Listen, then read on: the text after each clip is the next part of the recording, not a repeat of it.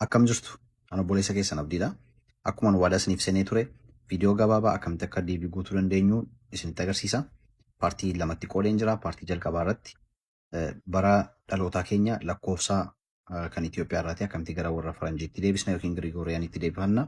Lammaffaa suuraan keenya nuuf fudhatamuu dhiisuusaa maaliin barraaqaa jiru viidiyoo jalqabaa irratti ilaalla. Viidiyoo lammaffaa irratti unkasaa akkamitti akka guutuu wajjin ilaalla. Guyyaa 13 qofaa hafee jira. Guyyoota 13 kana hafee kana gidduutti daftanii akka guuttattan isiniif dhaama. Kanumaan gara viidiyootti aanutti dabarra.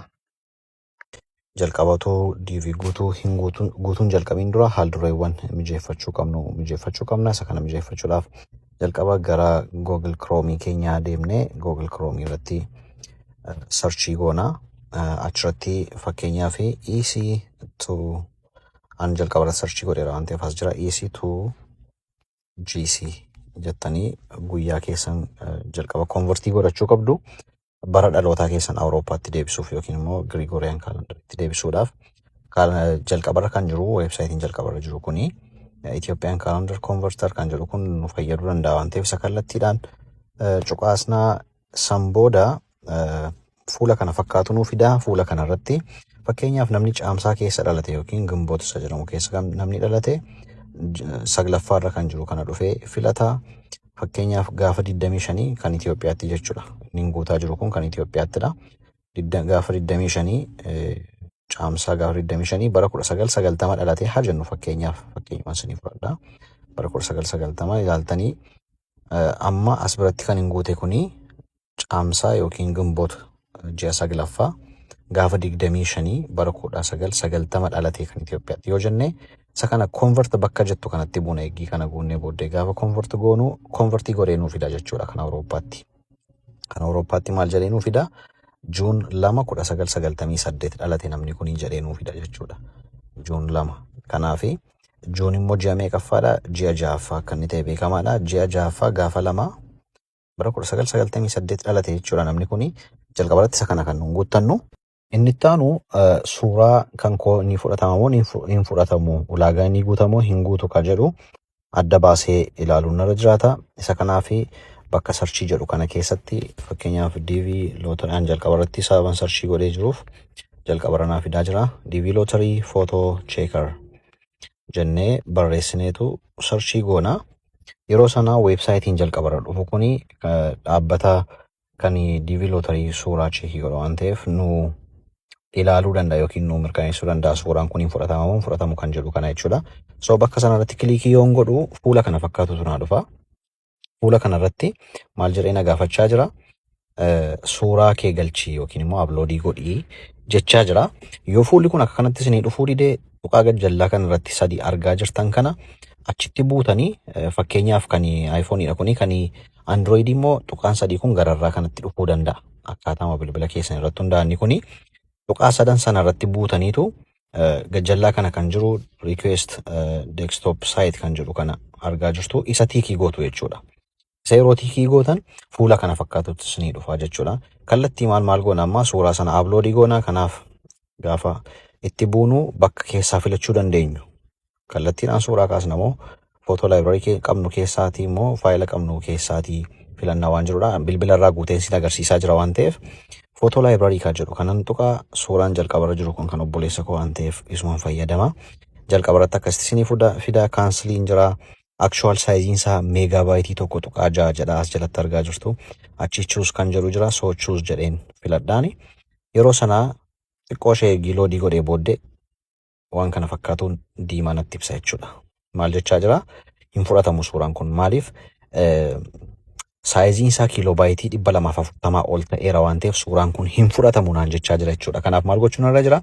Kallattiidhaan suuraa koo kana saayizii isaa waan hundumaa isaa suuraa kana sirreessuutti ce'aa jechuudha. Inni itti aanu suuraa keenya isa amma nu fudhachuu didee sanatti sirreeffanna jechuudha. Suuraa keenya sirreeffachuudhaaf bitable.com jalqabarratti waan hin guuteef argaa jirtudha yaada. Image saayizarii kanadha kan nu galchinu isa yeroo sarchii goonu jalqabarratti kan inni nu fidu weebsaayitii kanadha. Weebsaayitii kana gaafa itti buunu gajjallaa kanatti maal jira? Upload image nuun jechaa jira. So suuraa qabnu sanatti galchina jechuudha. Suuraa qabnu sana akkuma silaa photo library keessa deema suuraa sanan galchaa choosing jedhaani. So amma suuraa kana naa fideera. Suuraan kun akkuma jalqaba galchetti jira. Hin sirranne jechuudha. Hin sirratiin jira amma ammaatti. Kana sirreessuudhaaf jalqaba irratti maal gochuun irra jira? Pixelii isaa sirreessuudhaaf isa 1000 jedhu kana 600tti deebisuun qaba.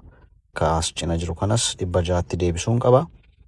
600 baay'isuu 600tti naa deebi'eera jechuudha. Osoo waan biraatti hin bu'in kallattiimaan download kan jedhu kanatti bu'een downloadii godhadhaa jechuudha. imageresizer.com kan jedhu kana sarchii godhanna. imageresizer.com achi kana cuqaasnaa. Yeroo sana cuqaasnu bakka kanatti maal nuu fidaa suuraa kee filadhu jedhee nu agarsiisaa jira jechuudha. Kanaaf kallattiidhaan gara filannoo suuraatti dabarra. Filannoo suuraatti gaafa dabarru wanti nuun dagachuu hin qabne isaa kanaan dura 600 baay'isuu 600tti piikseelii isaa sirreeffannedha kan nuun galchuu qabnu. Akkuma argaa jirtan asiiti 600 baay'isuu 600tti kan sirrate kana jechuudha. Isa filannaa gajjalla kanatti wantoota inni nuu fidu resize, crop, flip and rotate kan jedhu kana nu agarsiisa. So resize kana keessa seenna. Resize keessa seenne asii ol eegii scrollii goone booddee target file kan jedhu kana target file resize kana seenne asii ol yeroo harkisnu target file kan jedhu kana keessatti as bira argaa jirtu asirratti 240 barreessina kiiloobaaytii isa kiiloobaayitiidhaan kaa jira cuftu keessa waan ta'eef 240 isaa booddee save image as kan jedhu kana keessa seenne filannoo isa jalqabarra jiru kana JPG kanadha kan nuti filachuu qabnu. Isaanii kan ta'uu qabu. Isaa booda gajjallaa kana resize kan jedhu jira. Isatti resize jenna jechuudha. Eegii resize jennee actual saayiziin isaa meeqa ture jalqaba oriijinaaliin isaa 379 ture. Amma garuu 207tti naa sirreessee jira waan ta'eef isan naa sirreesse kana bakka download image jedhu kanatti cuqaaseen downloadii godhadhaa jechuudha. Downloadii naa godheera kunuuti gajjallaa kana jira. Amma isa dhumaatiif suuraa amma downloadiin godhe san cheekiin godhaa ni fudhatama moo hin fudhatamu ka jedhu akkuma isinitti himaa ture san DV lottery photo checker ka jedhu kana barreeffattanii booddee yeroo sarchii gootan kun sinii dhufa jalqaba irratti sanan cuqaasa. Akkuma silaa argaa turre sanatti uploadii godhi jedha. Yeroo uploadii goonuu faayila keessaa suuraa amma sirreessine amma gosa lamatu jira wanti isin beekuu qabdanii. Kuka jalqabaa ka saayiziin isaa gadi hin bu'iin jirudha. 600 baay'isuu 600 qofaan kan sirreesse. Itti aansee immoo saayizii isaa gadi buuse. Kun amma kiiloobaaytii 388dha. Kun kiiloobaaytii 212 jedha. Kana jechuun 240 gadi. So isa kamiin cuqaasuu qaba jechuudha. Isa kanan cuqaasuu qaba jechuudha. Eeggiti qoloodii godhee riizaaltii suuraa kana akkasitiin fida jechuudha. Kana gosa shanan saayyuu magariisaan tiikiitti naaf godhee jira yookiin raayitii godhee jira. As keessaa tokko hir'atee jennaan diimaa isinitti ibsa yookiin barreeffama diimaadhaan maal akka hir'atee jiru isinii kaa'a.